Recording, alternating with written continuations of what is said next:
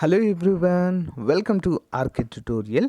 Friends, ఈరోజు మనము అన్ని వార్తాపత్రికల్లో వచ్చినటువంటి విద్యా ఉద్యోగ సమాచారం అయితే చూద్దాము. ముందుగా ఏపీ జూనియర్ అసిస్టెంట్ హాల్ టికెట్లో తప్పులు అంటూ మనకైతే ఒక అప్డేట్ అయితే ఉంది. సో వాటిని మనం ఏం చేయాలనేది కూడా చూద్దాము. ఏపీ టెట్ యొక్క గందరగోళ పరిస్థితి ఏంటి అనేది చూద్దాము. APpsc calendar job calendar update 1500 MLHP ఉద్యోగాలకు ప్రభుత్వం ఆమోదము. ఓకేనా, 1 by 1 అన్నీ కూడా చూసేద్దామండి.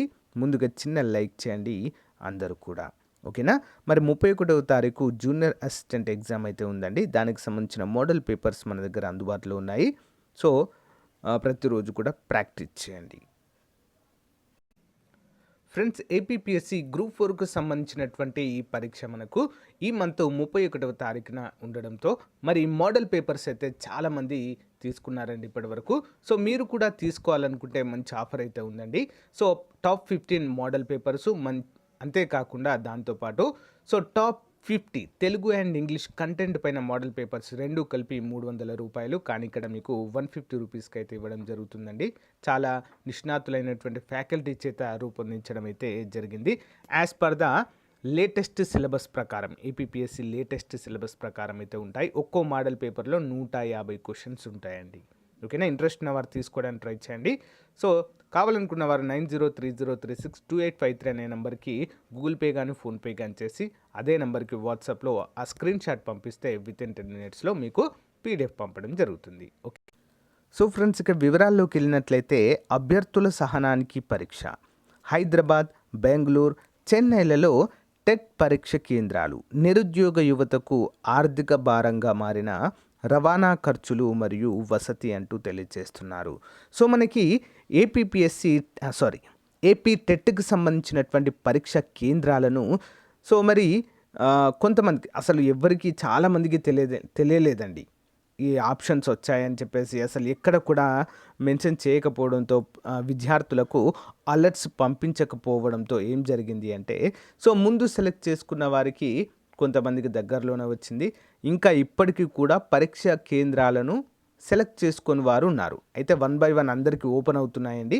అయితే మరి వారి పరిస్థితి ఏంటి అంటే సో మనకు నోటిఫికేషన్లోనే క్లియర్గా ఇచ్చారు. ఎవరైతే పరీక్ష కేంద్రాలను సెలెక్ట్ చేసుకోరో వారికి మేమే ఆటోమేటిక్గా ఏదో ఒక కేంద్రాలను ఇస్తాము అంటూ క్లియర్గా మెన్షన్ చేశారు. అనుకున్న విధంగానే కొంతమందికి అయితే నిన్న హాల్ టికెట్స్ డౌన్లోడ్ అయిపోయాయి. సెంటర్స్ పెట్టని వాళ్ళకి కూడా. ఇంకెవరైనా రాని వాళ్ళు ఉంటే సో కొంచెం వెయిట్ చేయండి, కంపల్సరిగా వస్తాయి. అయితే ఓకే, ఇదంతా ఓకే, కానీ సో ఎవరైతే అభ్యర్థులు ఉన్నారో కొంతమందికి హైదరాబాద్లో, బెంగళూరులో, చెన్నైలో కూడా మరి పరీక్ష కేంద్రాలు పడడం అయితే జరిగిందండి. సో దీనివల్ల అభ్యర్థులకైతే చాలా కష్టంగా మారడం అయితే మనము చూడవచ్చు. ఉపాధ్యాయ అర్హత పరీక్ష అభ్యర్థుల సహనానికి పరీక్ష పెడుతుంది. ఆన్లైన్లో పరీక్ష నిర్వహిస్తున్న పాఠశాల విద్యాశాఖ పరీక్ష కేంద్రాల కొరత పేరుతో పక్క రాష్ట్రాల్లో కేంద్రాలు కేటాయిస్తుంది. ఈ నెల 29 వరకు పరీక్ష కేంద్రాల ఎంపికకు అవకాశం కల్పించింది. ఇంకా ఉందండి ఇది, కానీ ఇప్పటికే రాష్ట్ర పరిధిలోనూ కేంద్రాలన్నీ నిండిపోవడంతో తప్పనిసరిగా బయట రాష్ట్రాలవే ఎంపిక చేసుకోవాల్సి వస్తుంది. హైదరాబాద్, బెంగళూరు, చెన్నై తదితర ప్రాంతాలకు వెళ్ళి పరీక్ష రాయాల్సి రావడంతో నిరుద్యోగ యువత భారీగా డబ్బులు ఖర్చు పెట్టుకోవాల్సి వస్తుంది. దరఖాస్తుకు 500 చొప్పున చెల్లించగా పరీక్ష రాసేందుకు 2 నుంచి 6,000 రూపాయలు ఖర్చు చేసుకోవాల్సిన పరిస్థితి ఏర్పడింది. రాష్ట్రంలో కంప్యూటర్ సెంటర్ల కొరత మెయిన్ ప్రాబ్లం ఇదే అండి. ఓకేనా, ఆన్లైన్లో పరీక్ష నిర్వహించడంతో ఆఫ్లైన్ పెడితే సరిపోయేదండి. ఓకేనా, 5.5 లక్షల మందికి ఆన్లైన్లో అంటే అన్ని కంప్యూటర్ సెంటర్స్ ఉండాలి కదా అండి. కంప్యూటర్ ఇయాన్ సెంటర్స్ కావచ్చు, కొన్ని ప్రభుత్వ స్కూల్స్లో కూడా ఈ యొక్క వెసులుబాటు ఉంటుంది. అయితే వీరందరికీ కూడా ఈ పరీక్ష నిర్వహించడము ఆన్లైన్లో చాలా కష్టంగా మారింది. ముఖ్యంగా ఏంటంటే ఆ కంప్యూటర్ సెంటర్స్లో కొరత. ఓకే, దానివల్లనే ఈ యొక్క విపరీతమైనటువంటి పరిస్థితి ఏర్పడడం అయితే మనము చూడవచ్చు. ముందుగా ఊహించిన టెట్కి ఈసారి భారీగా దరఖాస్తులు వస్తాయని ముందుగానే అంచనా ఉంది, కానీ ఆ స్థాయిలో పరీక్ష కేంద్రాలను ప్రణాళిక రూపొందించలేదనే విమర్శలు వస్తున్నాయి. ఆన్లైన్ పరీక్ష నిర్వహణ బాధ్యతను ఓ ప్రైవేట్ సాఫ్ట్వేర్ సంస్థకు అప్పగించారు. ఆ సంస్థకు రాష్ట్రంలో కంప్యూటర్ కంప్యూటర్ సెంటర్లు తక్కువగా ఉండడంతో దరఖాస్తులు ఎక్కువగా రావడంతో అభ్యర్థులకు పక్క రాష్ట్రాల్లో కేంద్రాలు కేటాయించారు. టెట్ రాసేవారిలో దాదాపు అందరూ నిరుద్యోగులే. పరీక్షకు వివిధ దశల్లో భారీగా ఖర్చు చేయవలసి వస్తుందన్నట్లుగా తెలుస్తుంది. ముఖ్యంగా కర్నూలు జిల్లా ఎమ్మగనూరుకు చెందిన చంద్రకళ ఉపాధ్యాయ అర్హత పరీక్ష దరఖాస్తులు చేస్తే హైదరాబాద్లో పరీక్ష కేంద్రం కేటాయించారు. ఆమె 3 పేపర్లు రాస్తుండగా 3ంటికి వేర్వేరు తేదీల్లో హైదరాబాద్లోనే పరీక్ష కేంద్రం ఇచ్చారు. ఆమెకి 2 పిల్లలున్నారు. టెట్ రాసేందుకు ఇద్దరిని తీసుకుపోను రాను మరి 560 కిలోమీటర్లు ప్రయాణించాలి. ఆగస్టు 7న భాష, 12న సంఘిక శాస్త్రం, 13 1A ఎస్జిటి పేపర్ రాయాలి. ఈ లెక్కన రవాణా వసతి కోసం 5-6 వేలు ఖర్చు చేయాల్సి వస్తుంది.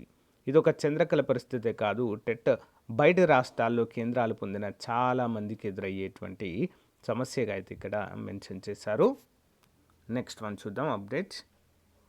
త్వరలో 1500 MLHPల నియామకము. వైద్య ఆరోగ్య శాఖ ముఖ్య కార్యదర్శి కృష్ణబాబు. రాష్ట్రంలో త్వరలో మరో 1500 మిడ్ లెవెల్ హెల్త్ ప్రొవైడర్ల నియామకాలు చేపడతామని వైద్య ఆరోగ్య శాఖ ముఖ్య కార్యదర్శి కృష్ణబాబు వెల్లడించారు. ఫ్యామిలీ డాక్టర్ విధానం అమలుపై మాస్టర్ ట్రైనర్స్ శిక్షణ కార్యక్రమము విజయవాడలో బుధవారం జరిగింది. ఈ సందర్భంగా కృష్ణబాబు మాట్లాడుతూ ఆగస్టు 15 నాటికి ప్రతి వైఎస్ఆర్ ఆసుపత్రిలో MLHPలు అందుబాటులోకి తెచ్చేలా చర్యలు తీసుకుంటున్నాము. ఈ ఆసుపత్రుల్లో ఆగస్టు 1 నుంచి 6 నెలలకు సరిపడే విధంగా 70 రకాల మందులు, 30 రకాల పరికరాలను సమకూరుస్తాం. సో పిహెచ్సిలో ఉండేటువంటి 2 వైద్యుల్లో ఒక్కొక్కరికి 5-6 ఆసుపత్రుల పర్యవేక్షణ బాధ్యతలు అప్పగిస్తామంటూ ఇక్కడైతే తెలియజేశారు. త్వరలోనే దీని యొక్క విధి విధానాలు అయితే వెలువడతాయి. నెక్స్ట్ వన్, 31న APpsc జూనియర్ అసిస్టెంట్ల పరీక్ష అండి.